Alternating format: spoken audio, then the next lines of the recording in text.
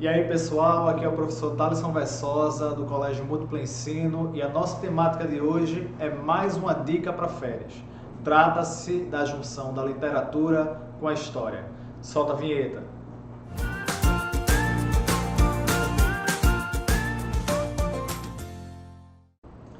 O poema Vila Rica, de Cláudio Manuel da Costa, nos traz para um contexto político e social muito específico do século XVIII.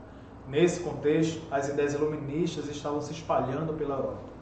Cláudio Manuel da Costa era um membro da elite e teve a oportunidade de estudar fora. Ele foi lá para a Europa e teve acesso a discussões como as de Voltaire, Montesquieu, Rousseau, tá certo? Essa era a mentalidade que vai originar movimentos como a Inconfidência Mineira, um movimento de elite que falava sobre liberdade, as ideias iluministas e a teoria política do liberalismo apareciam com muita força lá em Minas Gerais. Acompanhe comigo, por favor, esse trecho aqui do poema em negrito, na tela para vocês. Que tormento maior a um livre peito que a um homem, a um igual e ver sujeito. A liberdade a todos é comum, ninguém tão louco renuncia à sua. É um texto de crítica. Crítica a quê, professor? Crítica à autoridade ou ao autoritarismo da coroa portuguesa. O que se queria agora era a liberdade pregada pelos filósofos iluministas. A liberdade que faria de Minas Gerais uma pátria independente. Tá certo? Vamos para o próximo poema. Na verdade, trata-se de um livro do século XIX, tá? O Cortiço, Aloísio de Azevedo. O que é que esse livro traz para a gente? Bom, uma discussão embasada pelas ideias naturalistas, que definiam personagens e comportamentos a partir do meio e da raça, tá certo? Esse livro, para além do que é fictício, nos revela o imaginário do Rio de Janeiro na virada do século XIX para o século XX. Ali, quando a gente tem a abolição da escravidão e está entrando para aquela questão da ordem e do progresso. Onde era o lugar da população que acabou de ser liberta, né? Que era um escravo e agora está buscando condições de vida no Rio de Janeiro e em outras grandes metrópoles do Brasil. Na tela para vocês, acompanhem por favor esse trecho em negrito. As suas noitadas acabavam sempre em pagode de dança e cantarola, mas tudo de portas adentro, que ali já não se admitiam sambas e chifrinadas, que significa desordem e balbúrdia ao relento. Por que é que não se permitia balbúrdia, desordem ao relento? Porque, olha, eu acabei de libertar uma grande massa de escravos. E a minha intenção, enquanto governo, não é inserir essa população à educação, tá? Do direito de cidadania, do voto. Pelo contrário, é controlar as práticas culturais dessa população.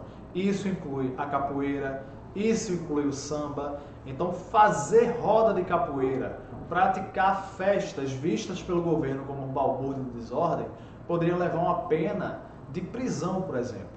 Então, o Cortiço, embora trate-se de uma ficção, nos revela esse imaginário da virada do século aí, tá certo? Eu acho que com isso a gente já consegue resolver duas questões. Uma do SSA e uma do Enem. Bora lá comigo? Na tela aí para vocês, questão de SSA 2020. Leia o trecho a seguir. Esta é a ocasião, ó pernambucanos, de mostrar que somos livres e somos fortes. Melhor é pela pátria sofrer 1000 mortes que ser escravo de déspotas tiranos. Basta de ferro sofrer, basta de enganos. Vinguemos a pátria, unamos a sorte, perca-se fazendas, vidas e consortes, morram os déspotas, fiquemos ufanos. Temos Bahia, Ceará e Maranhão, que podemos dispor à nossa vontade. Quebre-se do soberano o cruel grilhão. Extinga-se do Brasil a majestade, basta de servilismo, basta de opressão, viva a República, viva a liberdade. Esse trecho é um poema da Confederação do Equador. E nesse trecho nós podemos perceber ideias muito parecidas com aquelas presentes no poema Vila Rica, de Cláudio Manuel da Costa. A ideia de liberdade, tá? esse uso do pátria para se referir ao Estado. É muito comum a gente ver no poema de Cláudio Manuel da Costa, Vila Rica, menções à pátria Minas, né? Que seria essa ideia de um Estado independente. Eu pertenço, é um sentimento nacionalista, né? Nesse caso, um nacionalismo regionalista, mas ainda assim uma ideia de nacionalismo. Tá? Déspotas tiranos faz referência aos governos absolutistas da Europa, né? Afinal, Portugal governava o Brasil como um déspota.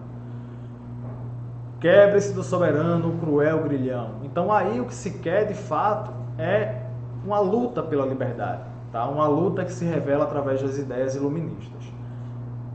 Vamos para a questão. Tem-se como principal objetivo político defendido pelo movimento pernambucano o, letra A, fortalecimento da monarquia. O próprio texto diz, extinga-se do Brasil a majestade, portanto, falso. B, intervencionismo nas províncias.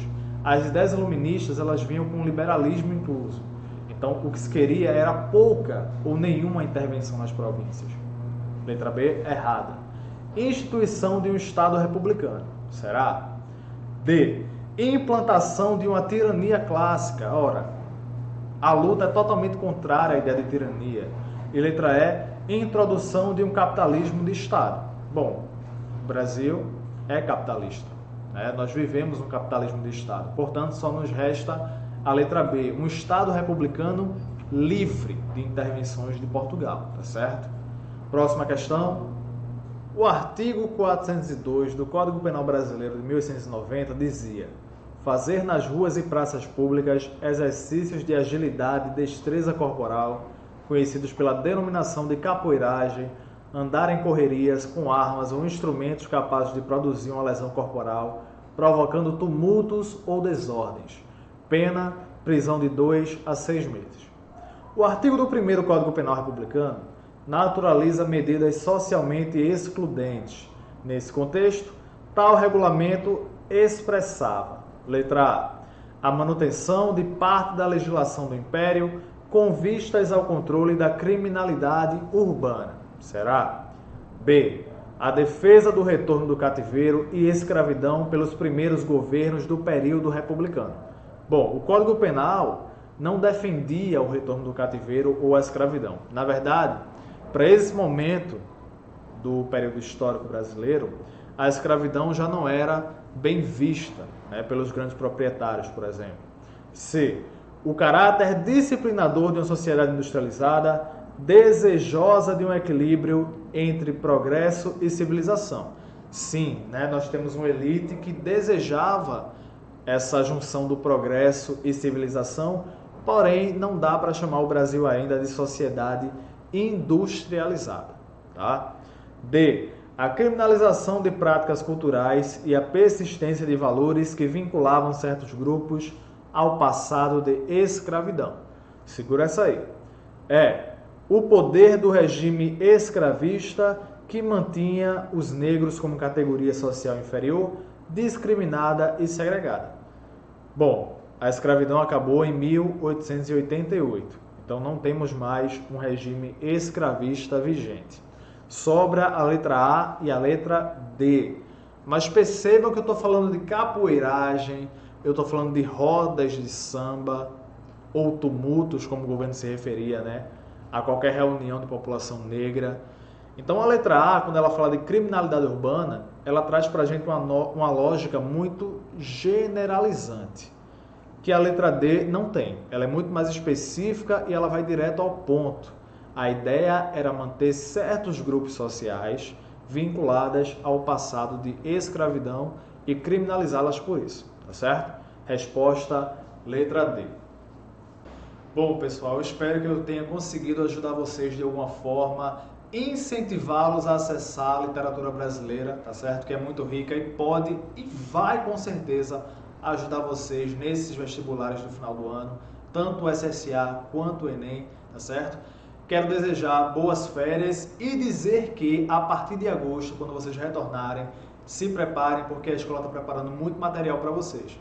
Nós vamos ter lives, nós vamos ter aulões e muitos materiais que vocês poderão acessar muito em breve, tá certo? No mais, um beijo e eu espero revê-los em breve. Se cuidem!